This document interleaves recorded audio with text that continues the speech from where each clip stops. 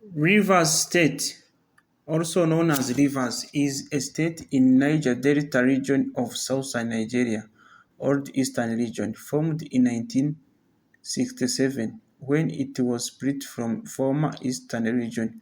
Rivers State borders including Imo to the north, Abia and Akwa Ibom to the east, and Bayelsa and Delta to the west. The state capital, Port Harcourt, is metropolis that is considered to be the commercial center of the Nigerian oil industry, with a population of 5,198,716 as of the 2006 census. Rivers State is the sixth most populous state in Nigeria. Rivers State is a diverse state that is home to many ethnic groups, Ikwerre Ogoni and Ijaw. The state is popularly noted for its linguistic diversity, with 28 indigenous languages being said to be spoken in Rivers State. These include Ikwerre-speaking group, the Igbo and Ijaw languages. Rivers State is the 26th largest state by area, and its geography is dominated by numerous rivers that flow through it, including the Bonny River. The economy of Rivers State is dominated by the state's booming petroleum industry, although the rise of the oil industry has led to increased revenue for the state government. Mismanagement and corruption have prevented the state from rapid development and meaningfully tackling poverty. During the 2000s, Rivers State saw a rise in the number of cat killings committed within the state. In 2018, Governor Ezonu Nyesom Wike declared Rivers State to be a Christian state because it made up of 90% Christian and 10% Orthodox, with a few practicing Islam unconventionally. Rivers State, named after the many rivers that borders its territory, was part of Rivers Protectorate from 1885 till 1893, when it became part of Niger Coast Protectorate. In 1900, the region was merged with the Carthage territory of the Royal Niger Company to form the colony of southern Nigeria. The state was formed in 1967 with the split of the eastern region of Nigeria. In 1996, the state lost territory to form Bayelsa State. The state has many rivers, some of which include Andon River, Bonny River, New Calabar River, Nun River, Olash River, Bodo River, Ereme Okirika River, Emesu River, Imo Ogni River, Ka River, Ngololo River, One River, Ogoch River, Okulu, Oreto River Channel, Orosh River, Opobo Channel River, Otamiyochi River, San Bartholomew River, Santa Barbara River, Sombrero River, Nama River, St. Nicholas River. Rivers State has a rich cultural heritage. They are friendly and known for their hospitality. It is on record that Port Harcourt is the second biggest commercial, agricultural, and busiest airport and seaports in Nigeria. Rivers State has two seaports situated in Port Harcourt and One. This state is made up of numerous ethnic groups which includes Aboa, Andon, Ekpeye, Igbo, Bile, Ereme, Egbema, Igbo community found also in Imo State, Karabari, Ndoki Igbo Community Fund, also in Abia State. Ndoni, Akirika, Ogon, Engen, Eche, Igboid, Ibon, Ikwerre Igboid, Agba, Adwa, among others. Rivers State has maintained its importance as a leading supplier of waste to the nation for centuries. In 2007, the state ranked second nationwide with gross domestic product (GDP) of 21.7 billion USD and a per capita income of 3,965 USD. Natural resources. The state is famous for its vast reserves of crude oil and natural gas. Perhaps the richest It was perhaps the richest and most important section of the African zone of British Empire. Rivers State has two major oil refineries, two major seaports, airports, and various industrial estates spread across the land. More than 60% of the country's output of crude oil is produced in the state. Other natural resources found within its boundaries are silica sand, grass sand, and clay. Energy and especially electricity is the key factor for economic growth. Rivers State has one of the national highest per capita energy consumption rate. As of 2012, it had a power generation capacity of 400 megawatts, a significant improvement over a meager 30 megawatts during the late 90s. Its energy sector is protected by the government through legislation and funding. It is overseen by the Ministry of Power, Energy and Natural Resources. The state's oil refining capacity is the biggest in the country with more than 340,000 barrels of crude oil per day. There is a vast untapped potential in the state for solar power.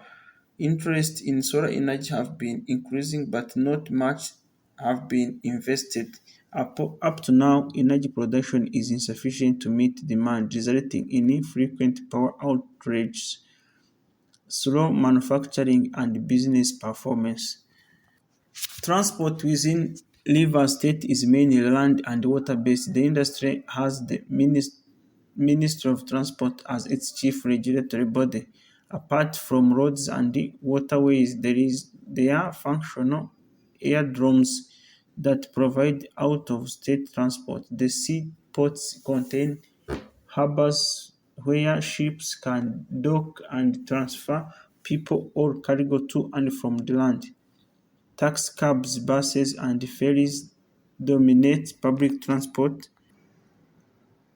They are usually inexpensive and are often used for multi-passenger pickups.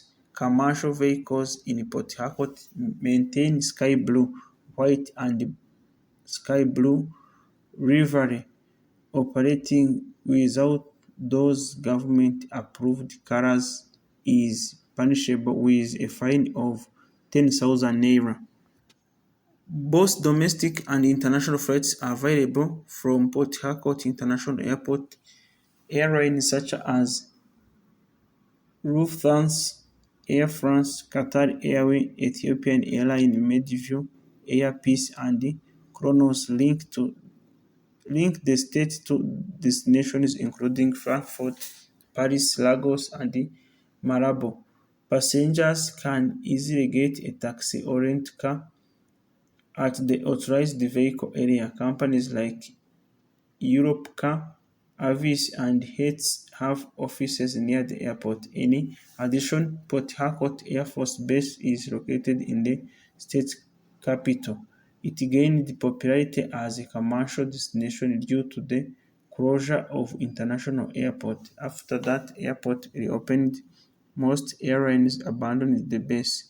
However, it still has most destinations since the airport is closer to the center than the main airport. Seaports handle much more diversified import cargo activity than airports. The Port of One is one of the largest and busiest seaports in the country. Its mobile harbour cranes are one of the biggest in Africa, with a lifting capacity of 208 metric tons. Another important seaport is the Port of Port Harcourt. It was the second largest port in Nigeria in the 1950s. In 1954, it cleared about 54 million worth of imports and exports, while the shipping facility at Karuba cleared 11 million USD worth of goods. The majority of Riverians obtain their water for household use from vendors. There are also those who extract their water from private boreholes and wells and incur costs for the investment, maintenance, spare parts, pumping, and in some cases treating the water. Several others receive their domestic water from rainwater catchments nearby streams or rivers. In the oil-bearing community, many residents have easily access to basic infrastructure systems, although most of facilities are non-functional. In the large urban localities such as Port Harcourt and Obio Akpo, Port Harcourt Water Corporation handles the provision of urban water supply and wastewater management services for 15% of the population. A number of towns and villages with uncontaminated water have resorted to treat one chemical contaminant with other. Most of water collection in low-income urban residential areas is done by women. In order to improve access to safe, reliable, affordable, and sustainable water supply, USAID, through its Sustainable Water and Sanitation in Africa program, collaborates with Ministry of Water Resources and Rural Development from April 2013 to June 2015. Rivers State currently consists of 23 local government areas, namely Port Harcourt, Abia, Akpo, Akirika, Ogboro, Erem, Tai, Gokan, Kan, Aigbo, Apobo, Kolo, Andoni, Boni, Degema, Atari Tol, Akuku Tol, Abua, Odio, Ahodawa West, Ahodawa East, Agibo, Agibenya, Ndoni, Emohua, Ikwerre, Eche, Omuma. Education. As at 1999, the state has had 2,805 government primary schools and 243 secondary schools. The secondary schools are concentrated mainly in local government headquarter towns and in Port Harcourt. Tertiary institutions in Rivers State include Captain Erechi Ahmad Polytechnic, former Port Harcourt Polytechnic, Eastern Polytechnic, Federal College of Education, Technical Omoko, Ignatius Ajuru University at Romowa, Romania, Kenure Bison Salon Wiwa Polytechnic, Pamo University of Medical Science, Rivers State University, University of Port Harcourt. Notable people from Rivers State who were born in the state, lived in the state, or whom Rivers State is a significant part of their identity. George Abbey, born 1978, soccer player. Magnus Gay Abbey, politician, born 1965. Achendu Ebiel, born 1978, died 2011, soccer player. Ernest Efiesimama, born 1960, weatherman, environmental and climate scientist. Emmanuel C. Aguma, Attorney General of Rivers State. Friday Ahunanya, born 1971, boxer. Joseph Ajiyenka, born 1955, Vice Chancellor of University of Port Harcourt. Henry Ajuma Gobia, born 1956, Attorney General, Commission of Justice. Claude Ake, born 1939, died 1996, political scientist. God's Power Ake, born 1940, died 2016, legislator. Wilson Asinobi Aki, born 1955, Nigerian senator from Rivers State. Mase Akide, born 1975, former soccer player. Diezan Alison Manduik, born 1960, Minister of Petroleum Resources. Machateben Amachele, born 1978, basketball player. Otelemamba Amachele, born 1963, MHA. Elechi Amadi, born 1934, died 2016, author. Oke Amadi, MHA. Chibuike Amaechi, born 1965, Governor of Rivers State. Judith Amaechi, First Lady of Rivers State, born 1970. Thank God Amafure, born 1984, soccer player. Martins Omahure, lawmaker. Chika Amalaha, weightlifter, born 1997. Benibo Onablaba, MHA. Betty Apiafi, born 1962, economist, retired banker, school teacher. Pele Ariweria, born 1983, soccer player. Napoleon Ashile Lassen, Chief of Defense Staff of Ghana Armed Forces. Tamnoski Atoridio, born 1985, athlete. Izu Azuka, born 1989, soccer player. John Azutambata, politician. Zacchaeus Ambago, Attorney General of Rivers State. Iparibo Banigo, medical doctor and politician. First female deputy governor of Rivers State. Herbert Bankole Bright, politician. Innocent Barika, academic and politician. A. Igoni Barrett, writer. John Bizer, politician. Bella Bellingham, Pantelets. Ngeri Benebo, medical doctor. Andre Braza, rapper, reality talent show host. Work Bombs, Commissioner of Justice. Anne Koiro Briggs, activist. Nimi Briggs, Vice Chancellor of University of Port Harcourt. Roseberry Briggs, Speaker of Rivers State House of Representatives. Tony Briggs Oniyide, Rivers State Commissioner of Culture and Tourism. Sokari Douglas Camp, artist. Mike O. Chida, member of House of Assembly. Mona Lisa Chinda, actress. Mercy Chino, singer, actress. Tony Cole, businessman.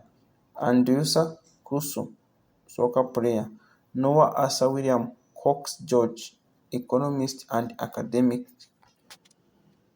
Adamus Dabotolumida Dima, Speaker of Rivers State House Assembly. Diminas Dagogo, film director. Bekibo Dagogo Jack, politician. Dagogo Jack Sumner, civil servant. Papa Brian, politician. Darego Agbani, first black woman from Africa to win Miss World. George Turo, soccer player. Tam David West, academic and former federal minister. Sam Dede, actor and politician. Blessing Didier, medical director. Tonto Dyke, actress and singer. Duncan Dokiwan, boxer. Hilda Dokuba, actress. Rod Dompaye Eddie, soccer player. Arobo Doklima George Kelly, politician and surveyor. Kania Edeko, commissioner of education, lawyer. Nzozi Ngozi Ebele, soccer player. Emmanuel Ebiede, soccer player. Frank Eke, deputy governor of River State. Obina Ekezi, basketball player. Boniface Emeregwa, lawyer.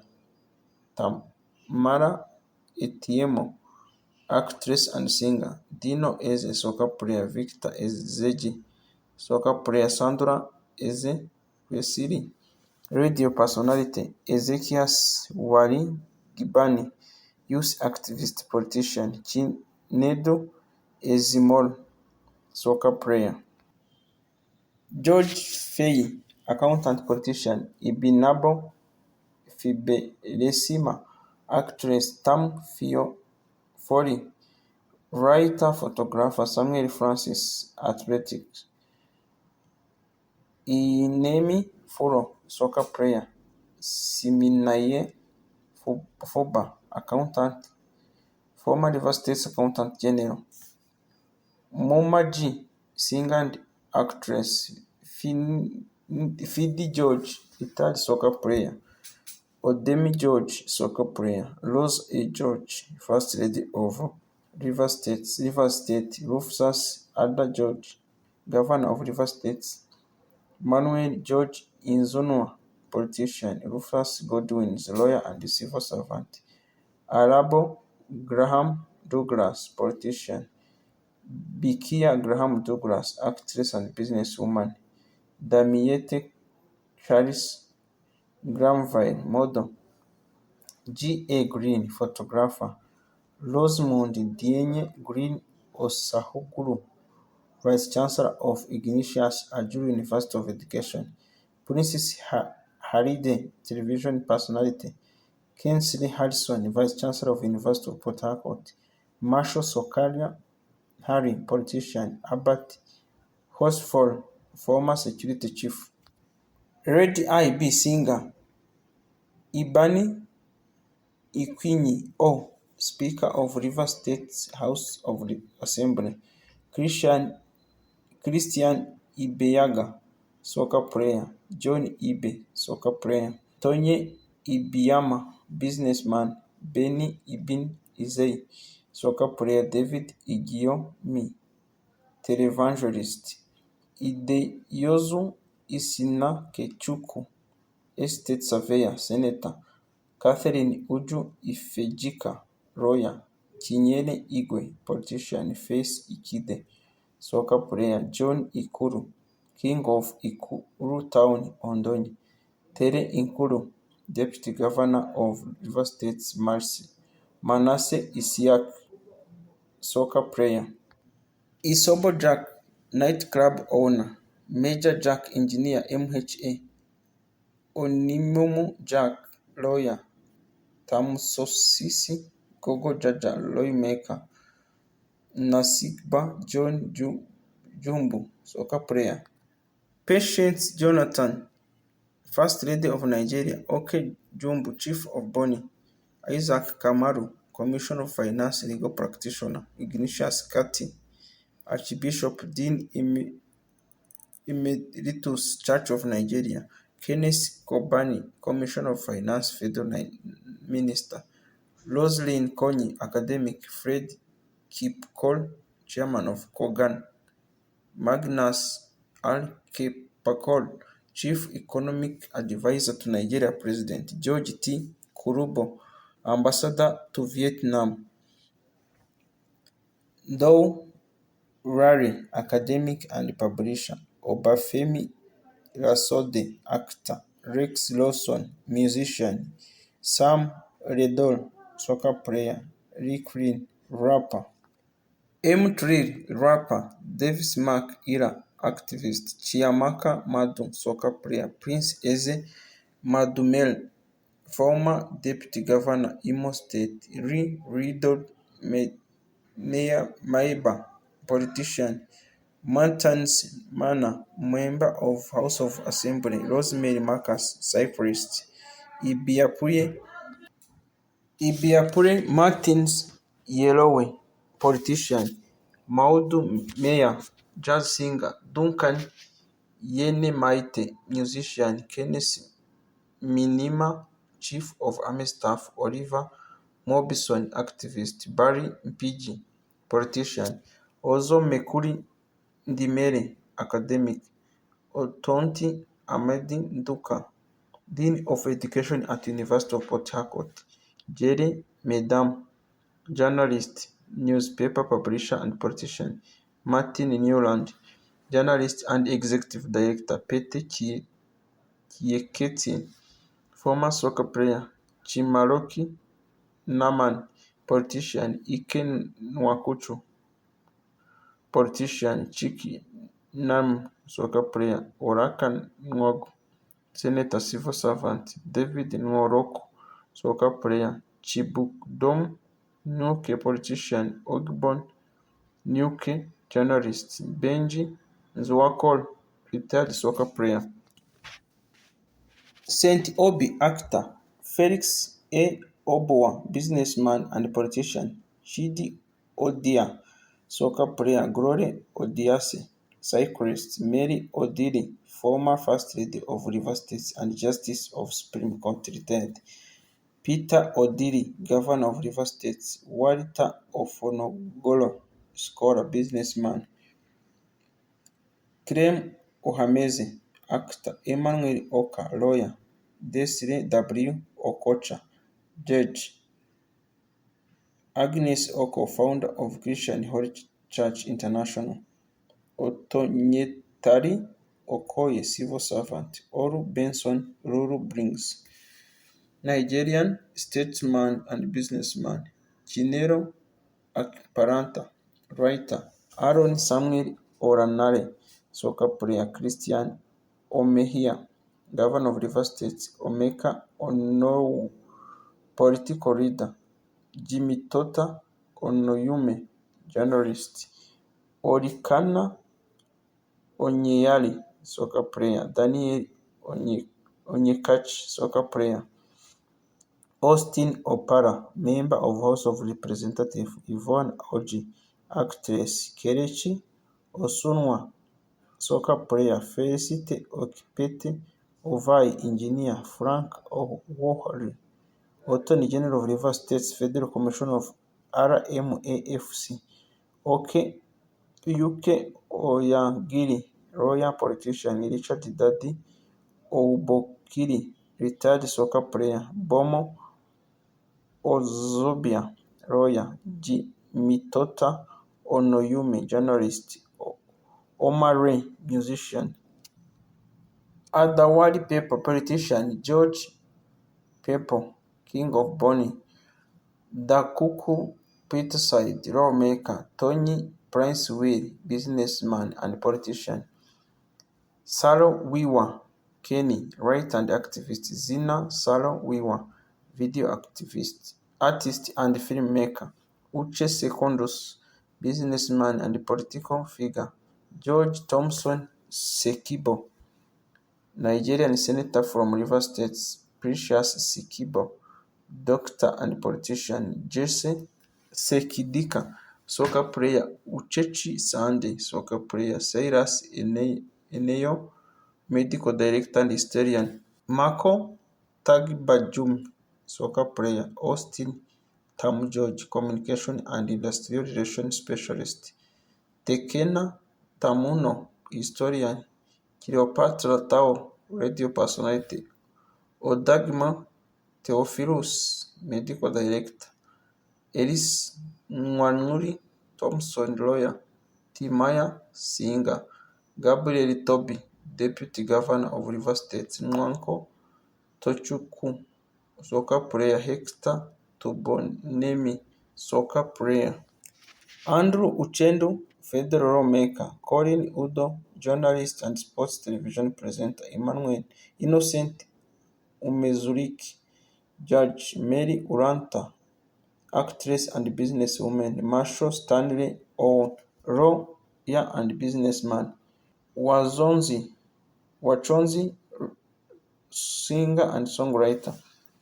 Adewale Wahab, soccer player. Obi Wali, activist. Oke Wali, president of Nigerian Bar Association. Taribo West, soccer player. Eberechi Waik, first lady of Rivers State. Nyesom Waik, governor of Rivers State. Tasi Waik, lawyer. K. Williamson, linguist. Jim Wiwo, chief of Ogoni people. Owens Wiwo, medical doctor and human rights activist.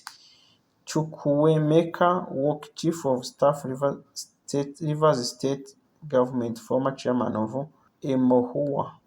Albert Yobo, soccer player. Joseph Yobo, soccer player.